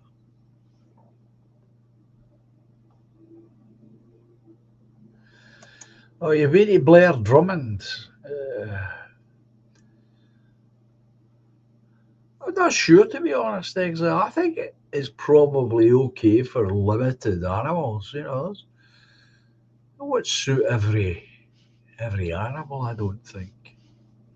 I, I still think they're best left alone in their natural environment.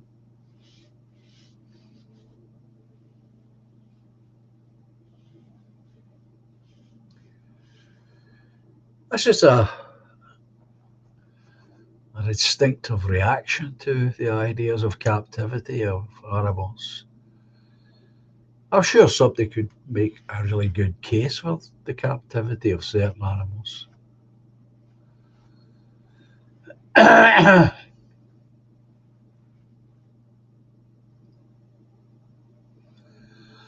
this is what I keep going back to. This attitude. Safari parks are still big jails, open-ended ones, of course. People drive through, gawk at the animals.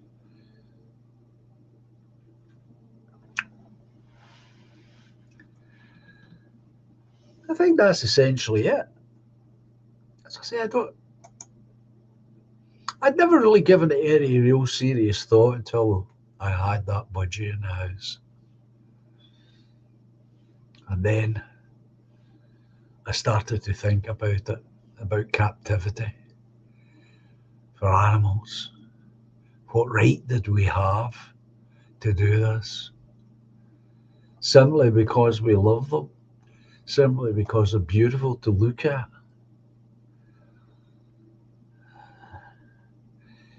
It's, uh, it's a subject I don't think has ever been given much or deep attention.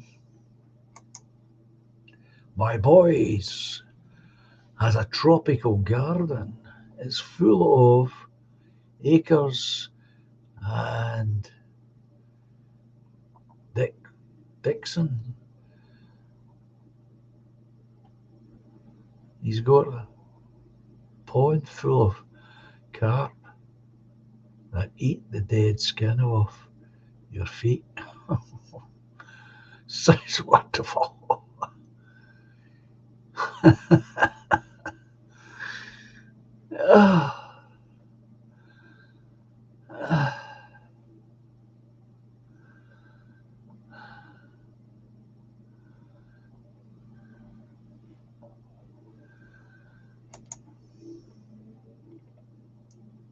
I think animals should be left alone.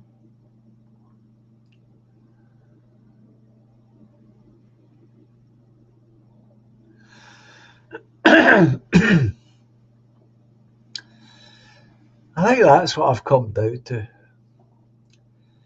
That we don't have any, I don't think we've got any high moral ground apart from, as I said earlier, if animals are on the brink of becoming extinct, the chances are that we've caused it. And therefore, we do have a responsibility but we had a higher responsibility in not getting the animals to that point.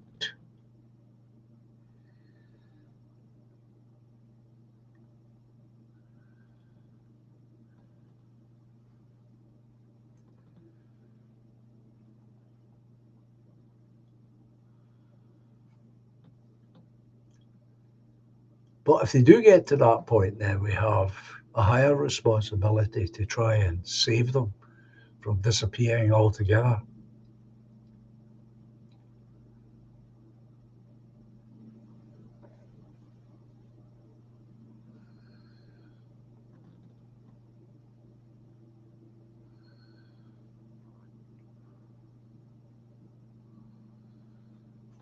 It says beautiful, Julia. Oh, I love trees, Eurasia. Purple trees. Wow. That'd be worth seeing.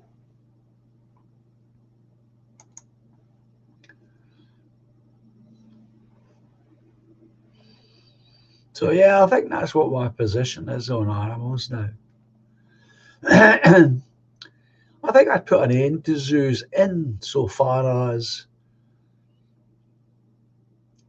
let the animals who are already living in a zoo live out their lives, but don't take any more in of any description, unless, as I say, they're on the brink of extinction.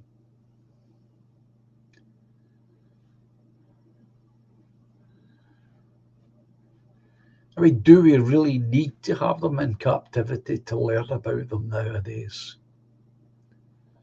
And that was never the idea anyway. The idea was always just to be able, for the public at large, to be able to go and look at them because they couldn't afford to go to Africa or India or someplace where the animals actually lived.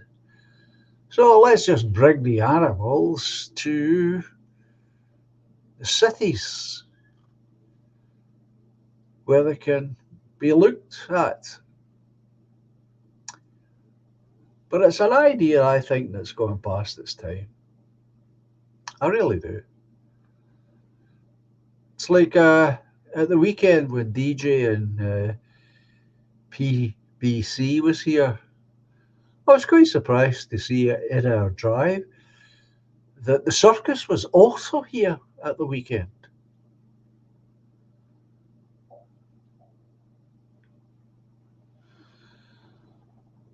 Yeah, I think that's right.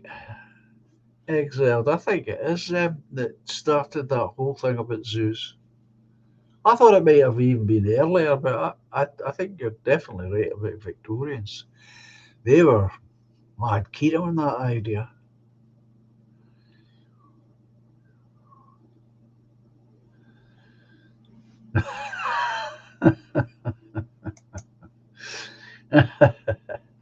If you want to go on safari, just drive through some areas of Birmingham, says the English wanderer. And he's probably correct.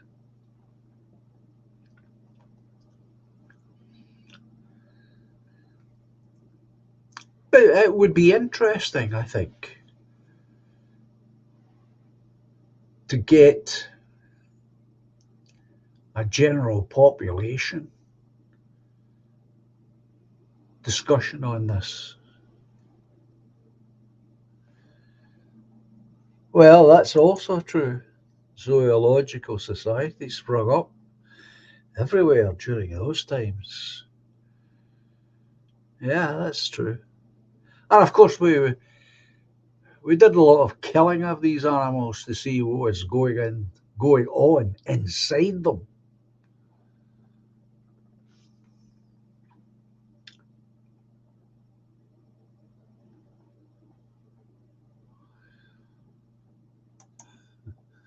Wolfie says, twat opposite me is always feeding the seagulls. Winds me up. They're wild animals. not pets. They're supposed to eat fish, not bread. They become reliant and they make a racket. Oh, that's for sure. And they become pests. They become social pests because they start scavenging. Oh, they are a scavenger anyway, but they scavenge into the bins and create mess. The My big pal Jerry used to say that they're just an indigestion system with wings. They'll eat any damn thing. So you're right to get annoyed.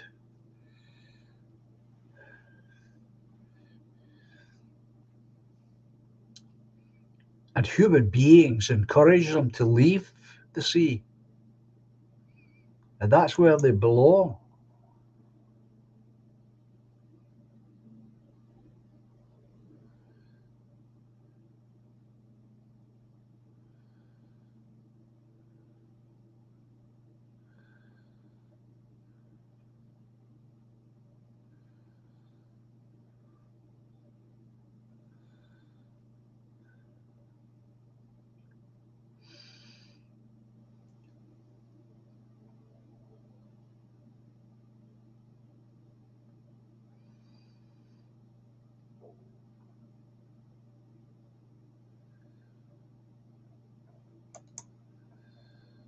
My dad told me of a zoo in Berlin, says Exiled, that had a cigarette smoking gorilla. Everyone used to throw it cigarettes,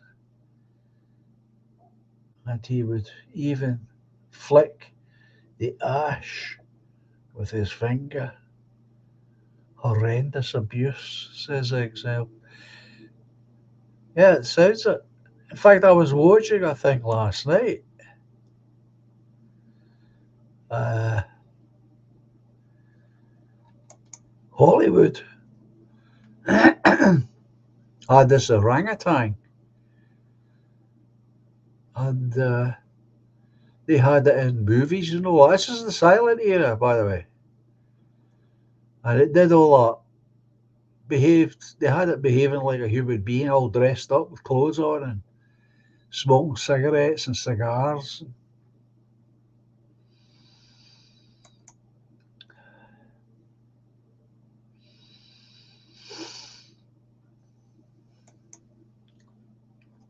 It was so well trained, or was so intelligent, plus the training. A lot of the public thought it was a human being, a dwarf dressed up. It was so human-like in some of its gestures. Incredible.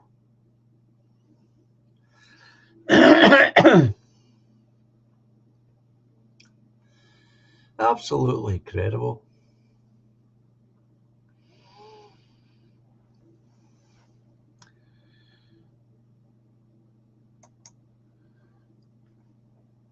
But that's what we did.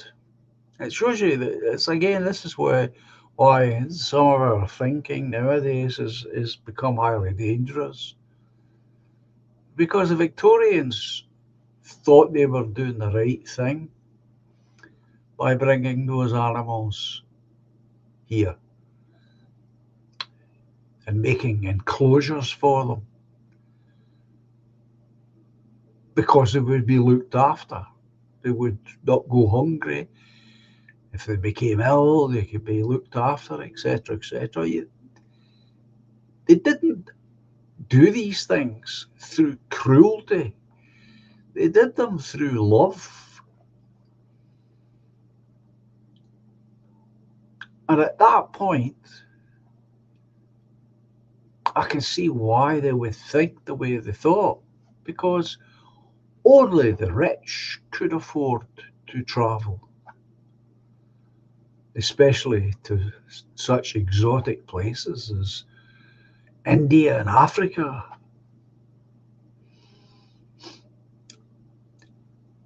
But the world is very different now. We've got photography for a start.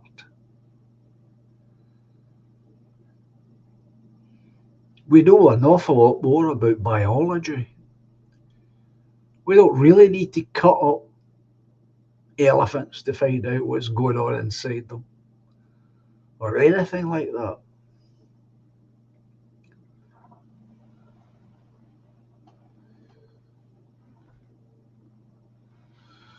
Unchain our unicorn. New name for this channel?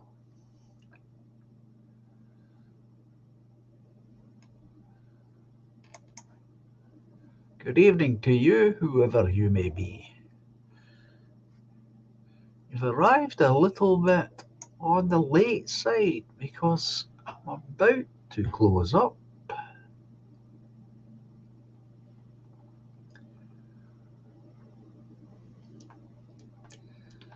So I'll be back on Friday, folks. I will see what transpires. I think I may have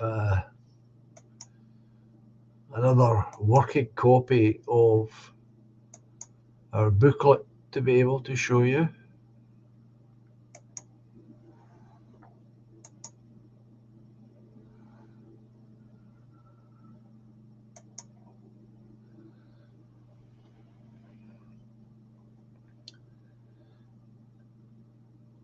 And then quite possibly by next week I'll have the actual booklet itself. So I look forward to that. That's something exciting. Well, I'm sorry you missed the show too, Unicorn. Yeah, perhaps next time. Twice a week.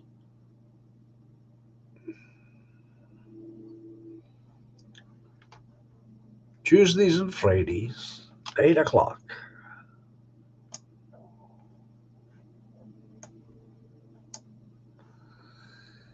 So, folks, again, thanks so much for being here. I shall see you all on Friday. And take care. There's plenty of shows between now and Friday. So if you're looking for somewhere to go, there are plenty of choices. I'll get a hold of that info for you, William, and send it up. Okay.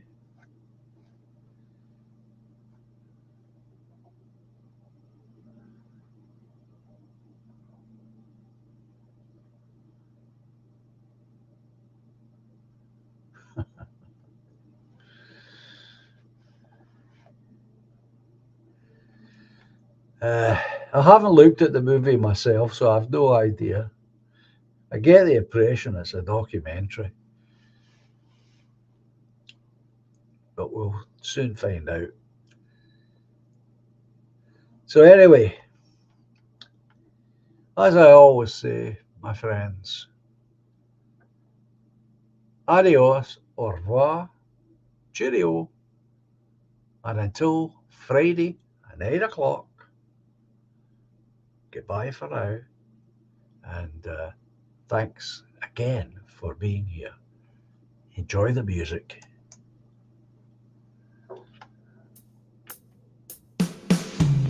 Silently the snow falls, paints a winter scene, swiftly spreads the dark rim,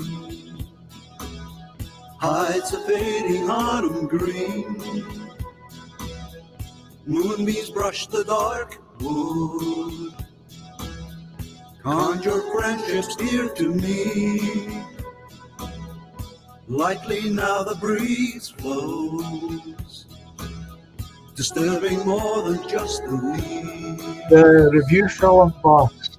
But life's much more than we can know.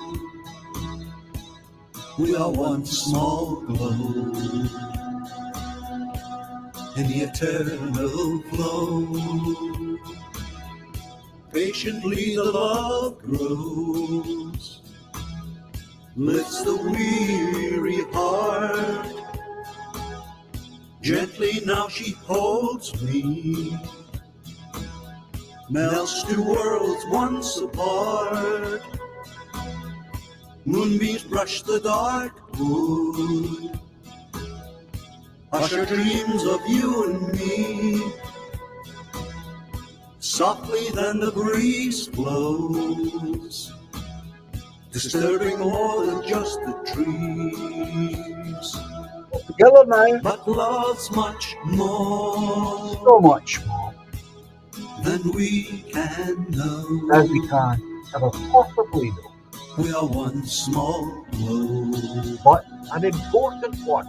in the eternal flow. I ask Melodies you, of long ago, lovely and Savior, songs of innocence, harmonies to soothe the soul, paths of consequence. Moonbeams brush the dark wood, awakening joys of you and me. Silently the snow falls, bringing winter symphony. all together now, But we're much so more much more than we can as we know. ever possibly know, We are one small glow but an important glow in the eternal flow. But life's much more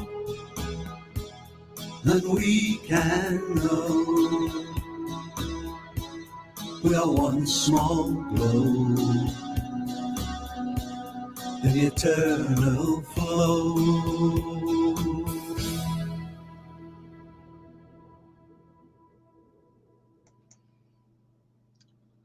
So you all take care, folks, and thanks again for being here. And I'll see you all, hopefully, God willing, on Friday. Bye for now.